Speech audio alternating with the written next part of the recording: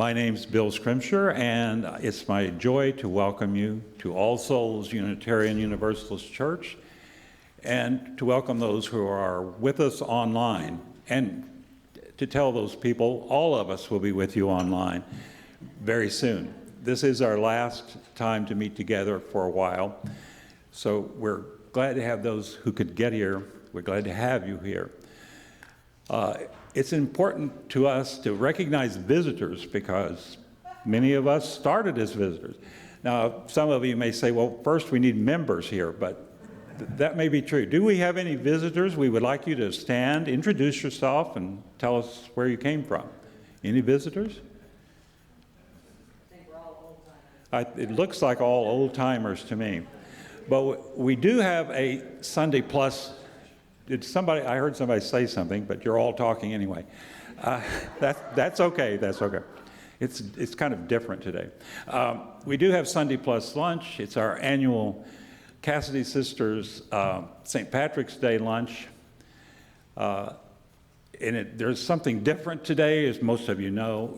There will not be the buffet line. You will go in and sit at a table and be served. And Diane asked me to specifically announce, if you prefer a takeout box, they will have takeout lunches ready for you if you feel more comfortable taking your lunch with you. So feel free to eat with us and feel totally free to take the lunch with you. Thank you for being here.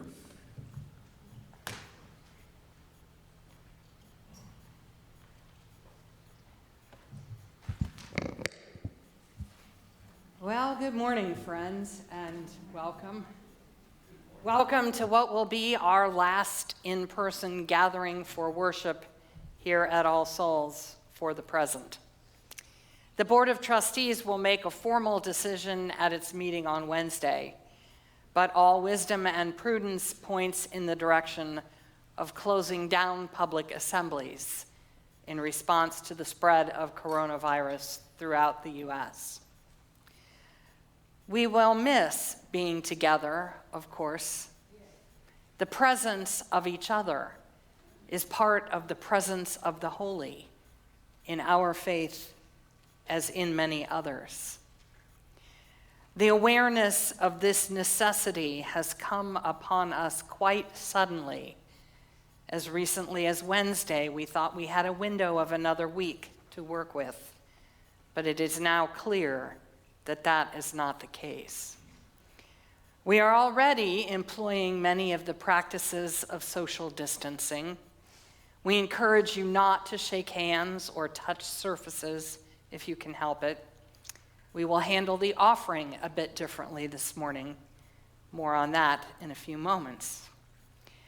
Yet it is important to remember that we are more to one another than possible disease vectors, just as we have always been.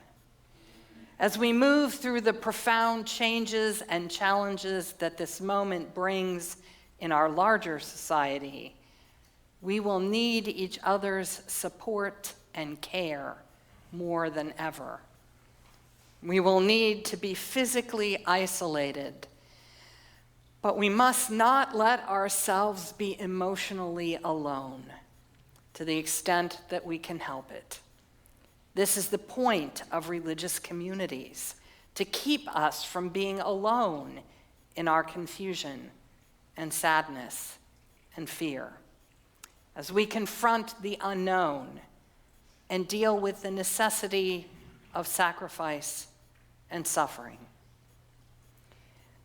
We are here because we are in this together. We rise and fall together. We always have, and we always will. This is the lesson that every teacher of wisdom in every tradition has tried to convey to human consciousness, that there is no wholeness for one individual at the expense of brokenness for others. That safety for one, born from the peril of others, is a fraud and an illusion every time. This time, the truth is that the fewer who get sick, the better care we can offer for those who are caught in the net of this virus. Those who stay healthy for a week or a month longer than they might have help to flatten the curve and reduce the strain. Separation will make us all better off. It is a hard practice for such social creatures as our species.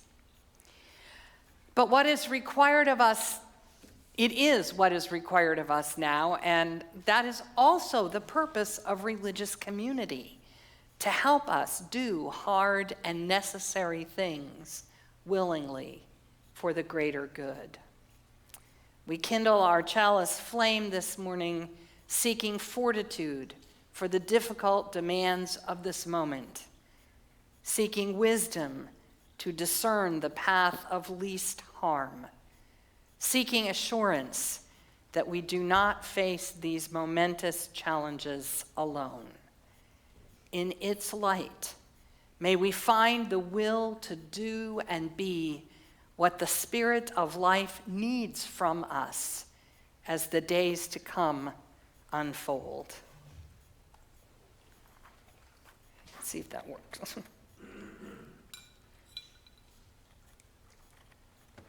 Good morning. Morning.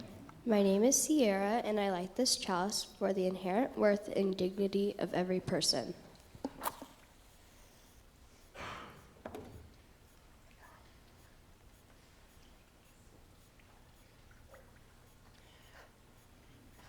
Thank you, Sierra. Now let's rise as we are able and join our voices together in song.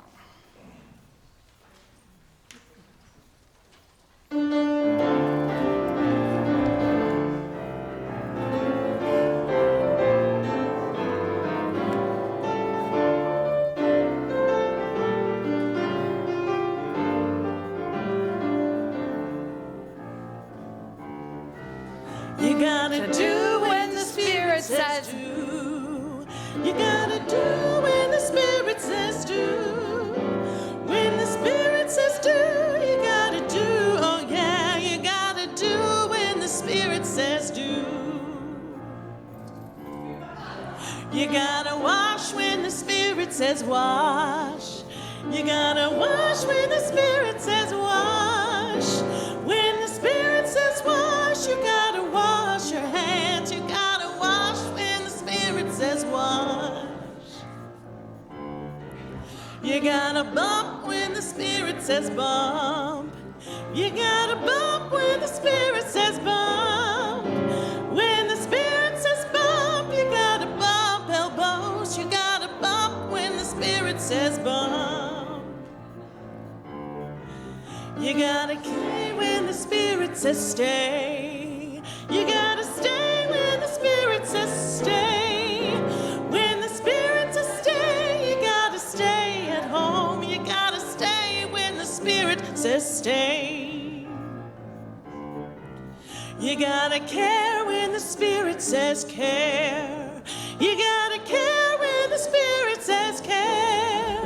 When the Spirit says care, you gotta care for each other. You gotta care when the Spirit says care. You gotta care when the Spirit says care.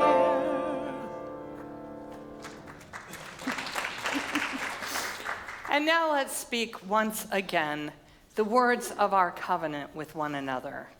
Together we affirm, goodwill is the spirit of this church, and service is its law. This is our great covenant, to dwell together in peace, to seek the truth in love, and to help one another. Now let's be seated, and any of the children who are here with us may depart with song. Thank you.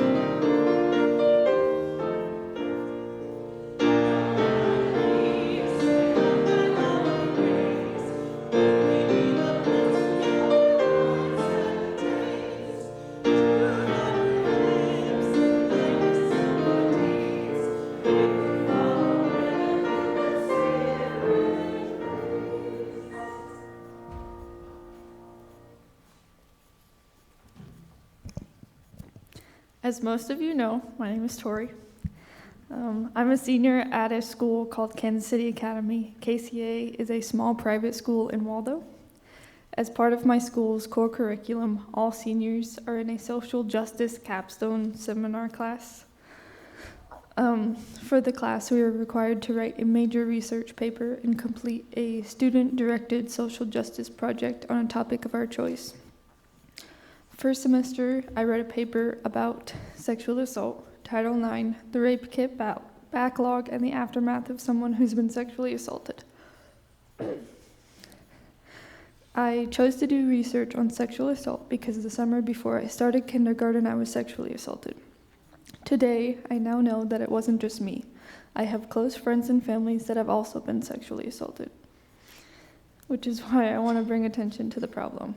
This semester, I'm hosting a traveling exhibit called What Were You Wearing?, which you probably saw in the lobby as you walked into Bragg today.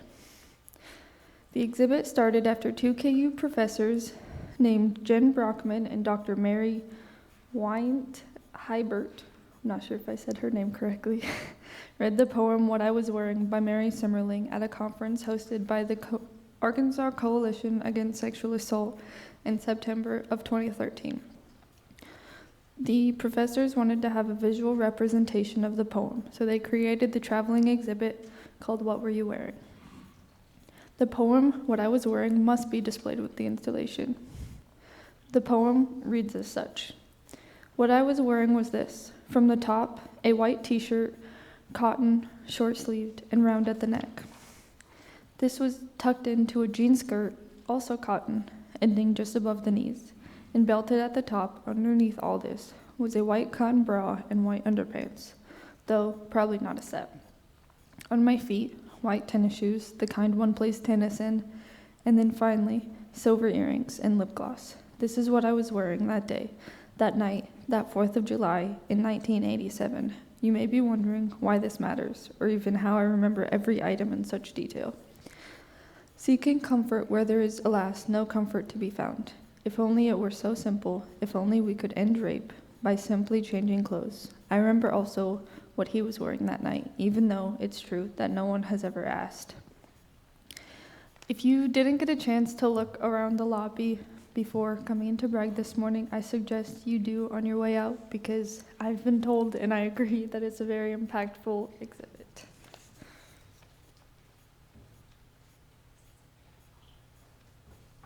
Yes. Sorry, the offering, it was supposed to be talked about by a MOXA representative. MOXA stands for Metropolitan Organization to Counter Sexual Assault, but she's feeling slightly under the weather and does not want it to get any worse.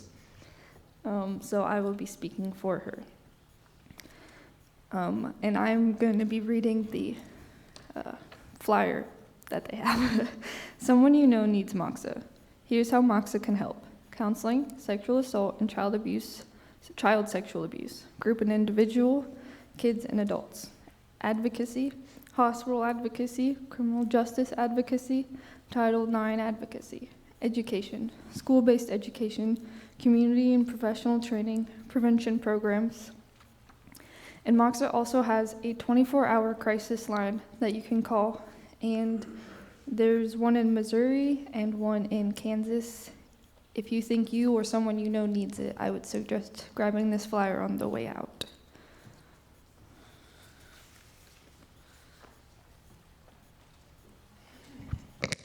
In order to avoid passing a basket hand to hand, we're going to do our offering a little differently this morning. I invite you to come forward with your contribution and place it in the basket at the front in recognition of those women in your own lives and in this congregation, known or unknown to you, who have survived sexual assault.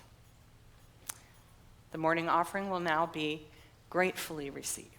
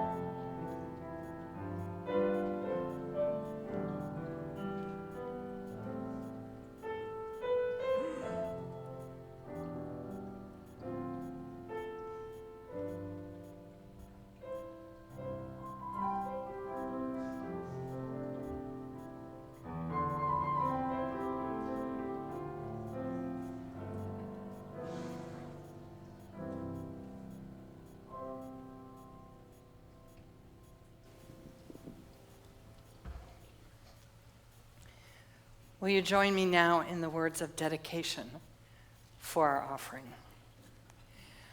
We dedicate our offerings and our actions to the mission at the heart of this congregation, to build a respectful, caring community, to inspire personal and spiritual growth, and to create change toward a just and compassionate society.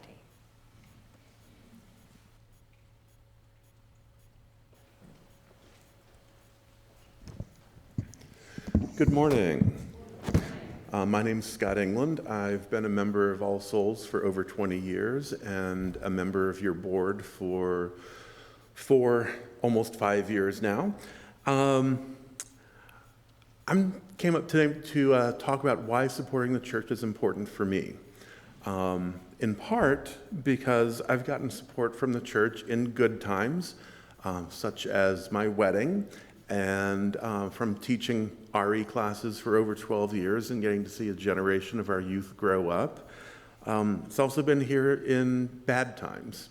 The death of my mother, the recent death of my mother-in-law, but also the day of the attacks on 9/11. I remember we had the church open, and it was a place for us to gather together as a community at a time when many of us felt lost, overwhelmed, and bewildered. In these uncertain times now, with our routines upended, emergency measures and social distancing in place, museums closed, sporting, cultural, and arts events canceled and rescheduled, empty shelves in grocery stores, we still need a place of centering, a source of calming, now more than ever. You may feel lost, at loose ends, or adrift, wondering what you can do. This reminds me of one of my favorite quotes from the back of our hymnal from Edward Everett Hale. I am only one, but I am one. I cannot do everything, but I can do something. And because I cannot do everything, I will not refuse to do the something that I can do. Support for this church and this congregation lets me multiply and expand beyond my own personal efforts and interests. That includes providing food for homeless shelters, homeless members of the Kansas City community. It includes providing the warming shelter, providing shelter and food for over 50 people, including a night where an individual died because they didn't have shelter. It includes supporting racial and social justice through More Squared and other organizations. Many things that I find important, but because I still work full-time and because I work at night, make it difficult for me to be involved in other activities. With the likelihood of us not meeting in person in the near future, All Souls needs our support more than ever. If you regularly give in person beyond your pledge during the offering, please consider downloading and using the Give Plus app or using the webpage www.allsoulskc.org/giving to continue giving even when you're not physically here at church. I hope that this church and this community are as important to you as they have been to me. Thank you.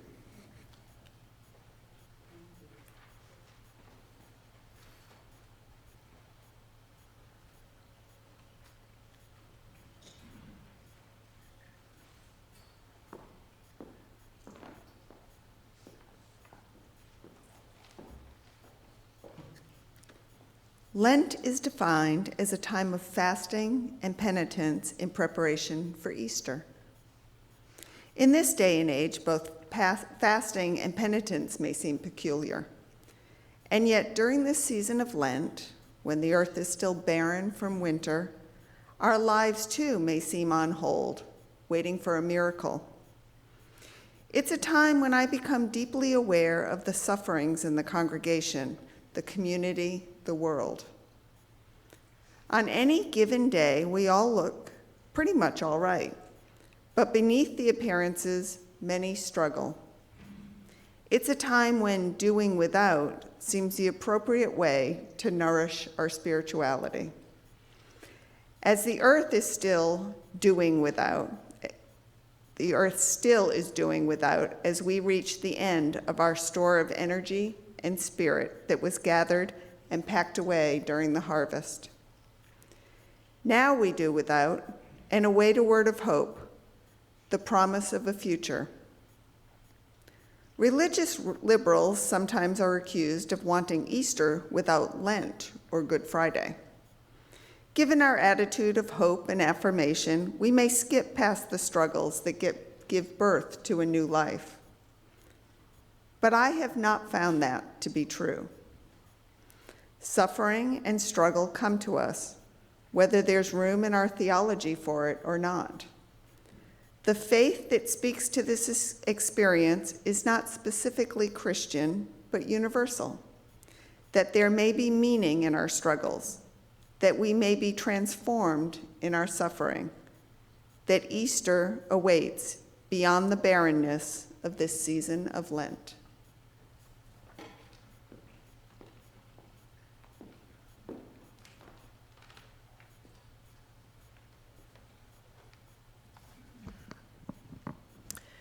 The Social Cost by Bill McKibben from The New Yorker. The strangest thing about the coronavirus is that we can't help one another through it. We can't lay on hands, we can only wash them. In fact, the way we've been explicitly told to help is to stay away from one another. That makes epidemiological sense, but it also makes us a little crazy. Social distancing, quarantine, and isolation go hard against the gregarious instinct that make us who we are. Every other time that we face a natural disaster, we come together. That's the natural, almost inevitable way human response is to a crisis. Decades of meticulous sociological research on behavior in emergencies, from the bombings of World War II to floods, tornadoes, earthquakes, and storms across the continent and around the world, have demonstrated this. When Hurricane Irene devastated my own state, Vermont, in 2011, people turned out within hours, bringing tools from backhoes to brooms. They mucked out basements and rebuilt driveways, and they kept coming back for weeks until the job was done. They did it for strangers mostly, although they didn't remain strangers for long. But with coronavirus, none of this is possible. There is little way to be of use except to disappear inside your home so that you can't infect anyone. All of this precaution is wise, of course. The evidence that cutting down on crowds can slow the spread and flatten the curve of eventual infection is clear, dating back to the Spanish flu of 1918. President Trump's minimization of the risk will be remembered for the classic foolishness it is. You can't spin a microbe, but isolation comes at a real cost. Loneliness turns out to be a huge factor in diminishing human lives.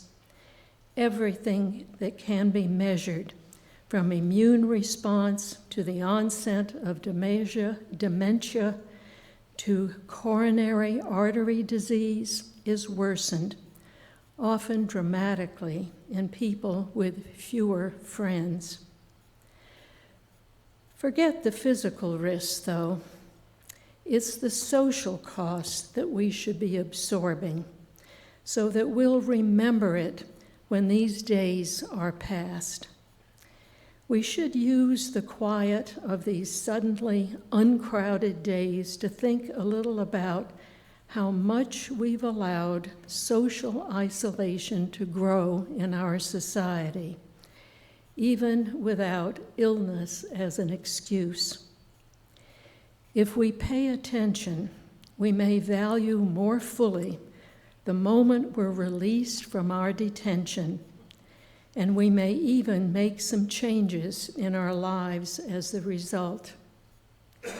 It will be a relief, above all, when we're allowed to get back to caring for one another, hands-on, which is what socially evolved primates do the best.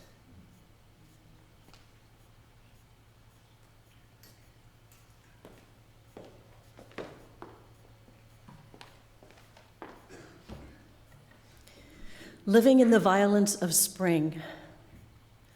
Living in a time where shells are cracking and shapes alter, who can afford to risk?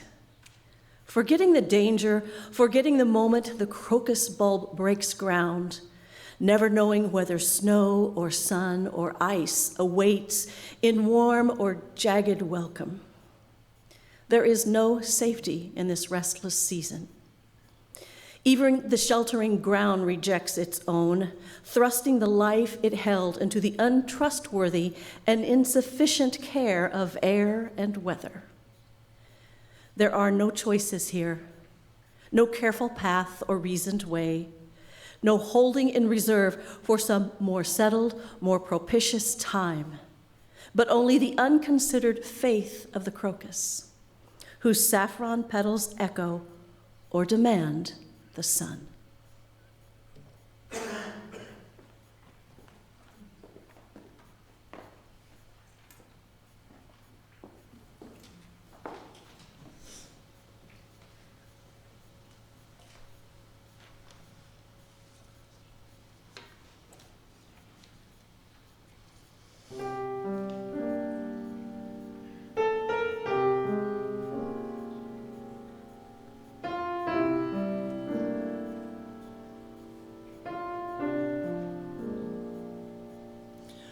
I am worn, I am tired, in my quiet sorrow. Hopelessness will not let me be. Help me. I won't speak of this ache. Inside light eludes me. In the silence of my heart, I'm praying.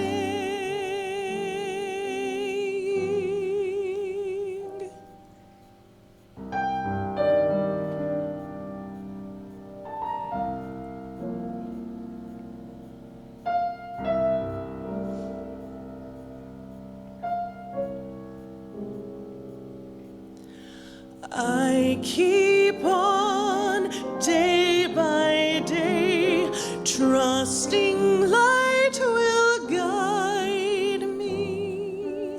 Will you be with me through this time, holding me? You're my hope when I fear, holding on, believing. Deep inside I pray I'm strong. Blessed be.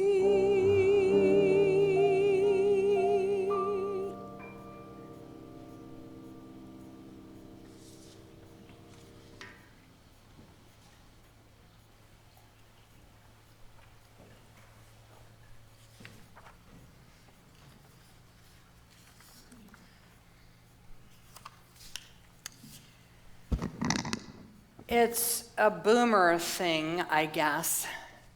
But some of you here may be old enough to recall when there were LP vinyl records of early Bill Cosby comedy routines. One of them was an imagined conversation between God and Noah, in which Noah was reluctant to drop his normal occupations and follow the instructions for building an ark.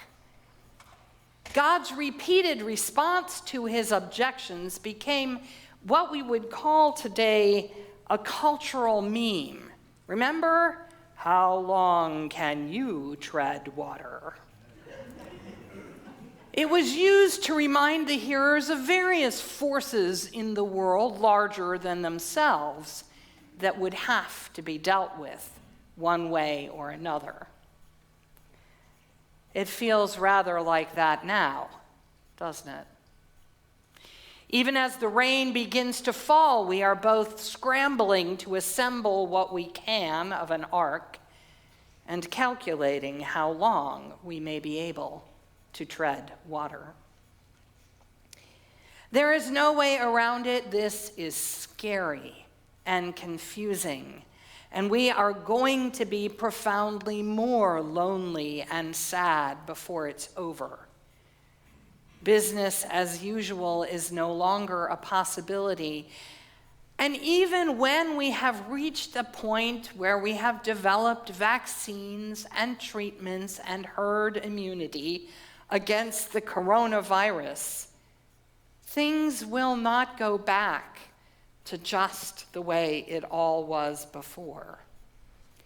We are living through an inflection point of radical change, while being deprived of one of our oldest and most basic resources, which is human connection.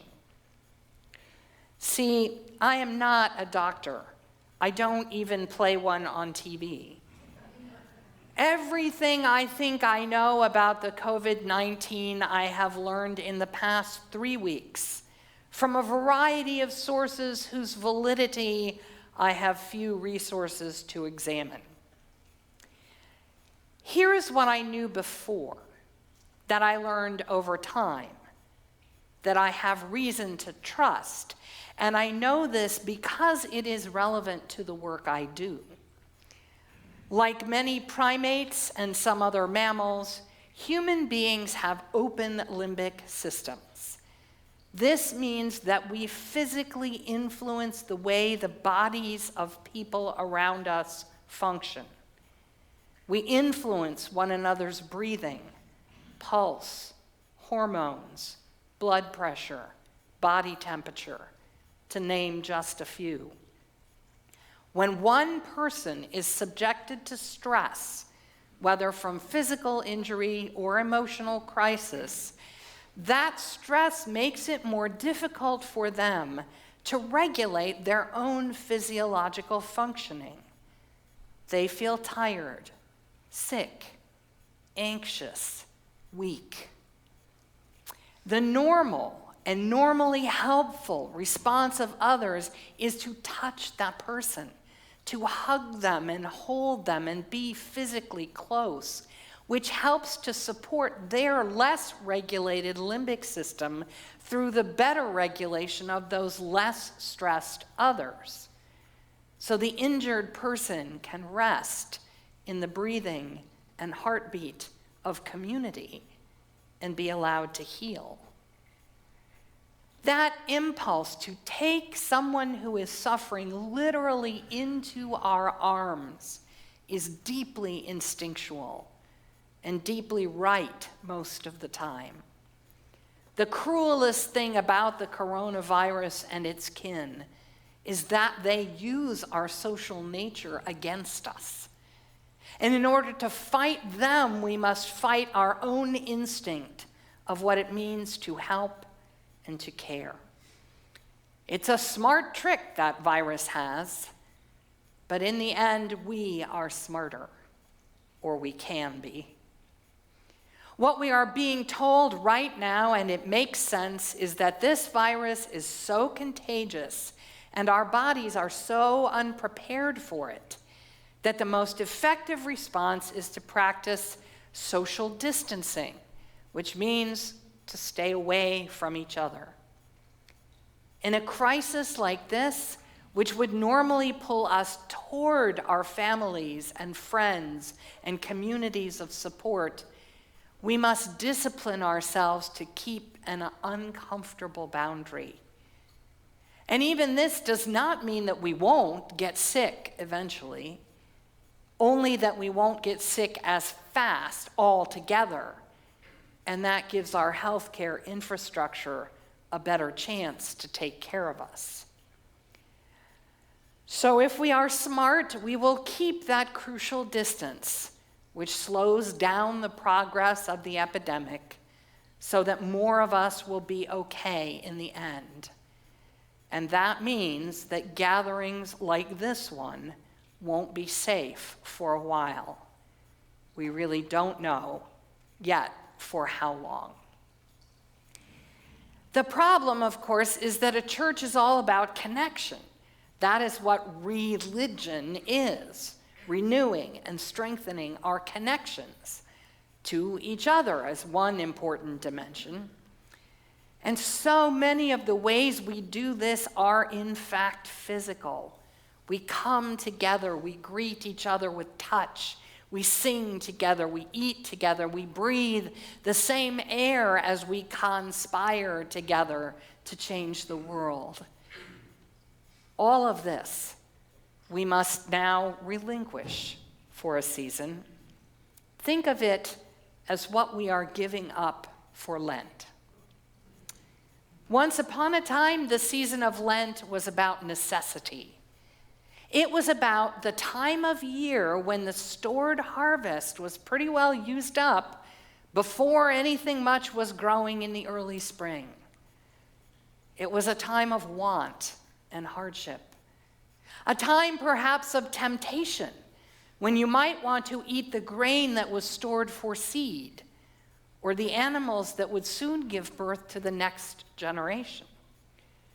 It was a time of self-restraint, when it was better for the community as a whole if the rich and privileged did not indulge themselves when the poor could not. It was a time of recognizing the connection between human behavior and the creative, generative forces of the earth and the universe that could only function in cooperation, of acknowledging the interdependent web of all existence and what it required from us in order for abundance to happen again in time. It didn't start out as sacrificing an arbitrary pleasure in order to give God a cheap thrill. It started out as a reverent acknowledgement of sacred necessity, of the role played by self-restraint in the service of both the common good and the web of life. I invite you into that consciousness for the next several weeks or months, however long it takes to ride out this wave of disease.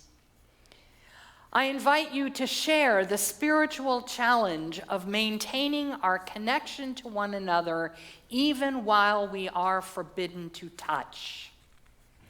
We are sacrificing something that is profoundly good and that we deeply want and enjoy and depend on in the service of a larger purpose, so that our community may live and thrive over the long term.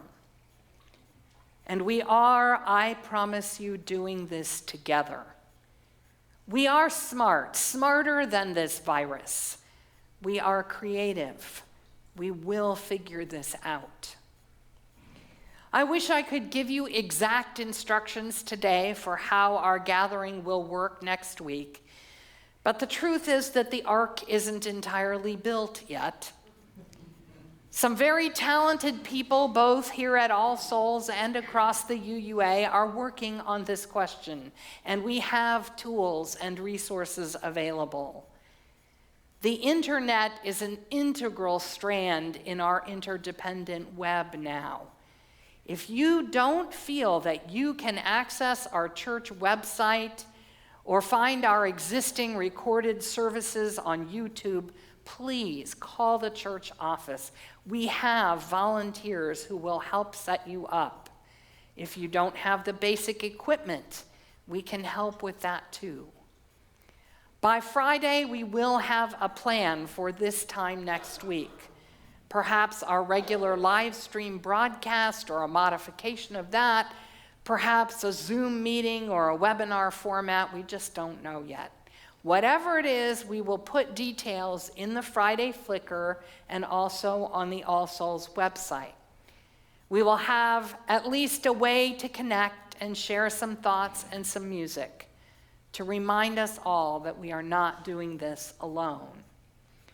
On Thursday evening, after our Wednesday Board of Trustees meeting, I will have a live Zoom conference with the help of our fabulous tech support folks, where I will share the plans we have put in place at that time.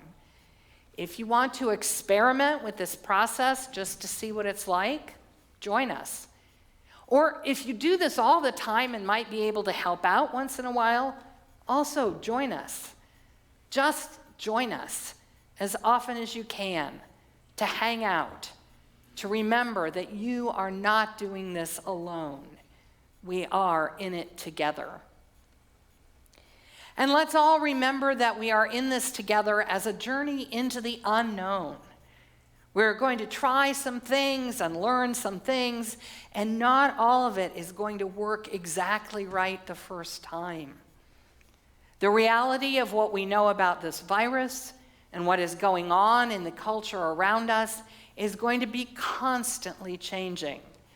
Not always as fast as this week, let's hope, but often enough that we're going to have to stay nimble to keep up. Bear in mind that our staff is going to be working from home as much as we can, so the building may be closed at times with no one here to let you in unless you call ahead. If your small group wants to meet in person, we can arrange for that, or we can help you set up an online link for a virtual meeting. We must also remember that some of us are going to become quite ill and may need help and support. All Souls will be setting up a system to check in with those who live alone, and we will try to organize folks who are able to run errands and drop off items for anyone who finds themselves in quarantine. Thank you, Cheryl. There is virtue in keeping your infection to yourself, but there is no virtue in keeping your sorrows and fears and concern for others to yourself. Pick up the phone or the keyboard and let me or someone else know how you are doing. It is also possible that some of our staff or lay leaders will be out of commission for a period of time. So let's plan to be patient if things don't go as smoothly as we are used to at some point. None of us has been down this road before. We are all worried and on edge. But we don't have to let the virus rob us of our spirit of goodwill. I assure you, you will never regret having been extra gentle and understanding during these fraught times. I would like to honor the medical professionals in our community, to thank and support them for the extra work and risk that they undertake on behalf of the sick and of all of us. We should also be conscious of those whose incomes may be severely reduced by the increasing social and economic disruptions we are likely to see. It is always true that everyone around you is carrying hidden griefs and unseen burdens. These are heavier than ever just now. So I invite us all to make it a practice to be deliberately kind. Fortunately for us, the human connections that make us who we are do not reside in our physical proximity alone. It is what we carry in our minds and hearts that sustains us and helps us to weave the web of community. Our thoughts and words and attention also have power to heal and encourage, to comfort and bless each other. Early spring is always a hard awakening, the cruel intersection of hope's promise and harsh reality. Now, as never before, we abide in that uncertainty, not knowing exactly what comes next, only that it will be inescapably different from anything we have known before. Now we engage a test to see what we are made of as a people, as a community. Now our covenant becomes more than a set of familiar words and rises to a sustaining promise that holds us still when the more tangible ties must be let go for a time. Now, when the interdependent web vibrates with the downside of contagion, do we yet trust it to hold us in meaningful connection? Or was it always just a pretty image without substance? Dearly beloved, make it so. With every tool we have, let us seek to abide in community of heart and mind and spirit, even if we must loose our hands for the sake of our shared well-being. I will miss that comfort of presence and touch. We will miss it with an ache that will last as long as we have to be separated. I will, and I know that you will too. Do any of you remember that Second Presbyterian here in Kansas City suffered a devastating fire just before I was called to serve this congregation? They had to demolish and rebuild their beloved facility, and they had to meet in rented space for a long time while that happened. I was always touched by the sign they put up on the construction fence. It said, "The building burned. The church is meeting at a temporary location." Well, it's the same now for us. Our Sunday assemblies are suspended for the time being, but the church continues to operate. Every time we reach out to each other, serve each other, check on each other, connect with each other. Every time we think about the ideals we share and what it means to uphold our faith values in this global crisis. No virus can steal these reflections and meanings and connections from us. Please take exquisite care of yourselves, my dear ones. Please stay in touch as we work out how best to do community in these unfamiliar ways. May peace and hope and love and wholeness be with you, each and all, until this too shall pass and we shall meet again. Will you sing with me?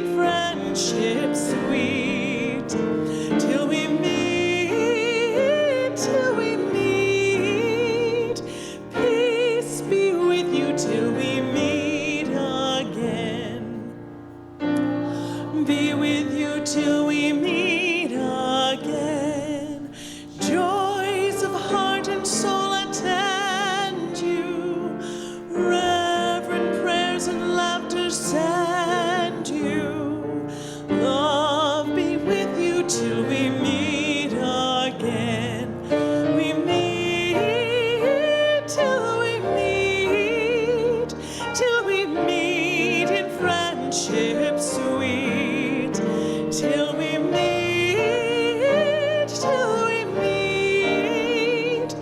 Peace be with you till we meet again. I am afraid of nearly everything, of darkness, hunger, war, dying alone, children mutilated. But most of all, I am afraid of what we might become, reconciled to injustice, resigned to fear and despair, separated from one another, lulled into a life of apathy. O life that maketh all things new, unchain our hope and make us strong. Stretch me and all of us towards the impossible, that I may work for what ought to be, the hungry fed, the enslaved free, the suffering comforted, the peace achieved, the connection made strong.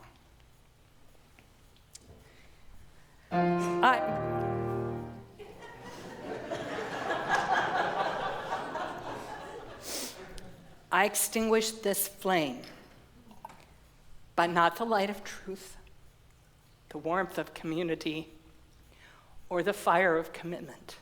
For all these we carry in our minds and hearts until we are together again.